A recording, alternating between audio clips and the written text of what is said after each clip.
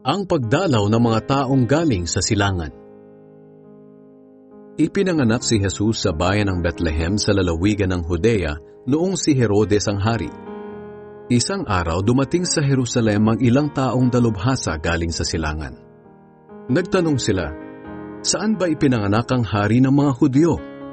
Nakita namin ang kaniyang bituin sa silangan at naparito kami upang sambahin siya."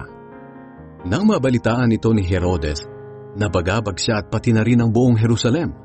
Kaya ipinatawag ni Herodes ang lahat ng namamahalang pari at mga tagapagturo ng kautusan at tinanong sila kung saan isisilang ang Kristo. Sumagot sila, "Sa Bethlehem na sakop ng Huda, dahil ganito ang sinulat ng propeta, Ikaw Bethlehem sa lupain ng Huda, hindi ka huli sa mga pangunahing bayan ng Huda, dahil magmumula sa iyo ang isang pinuno na magsisilbing pastol ng mga mamamayan kong Israelita."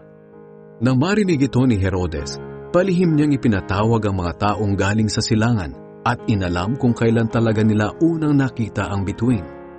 Pagkatapos, pinapunta niya sila sa Bethlehem. Ibinilin niya sa kanila, "Lumakad na kayo at hanaping mabuti ang sanggol.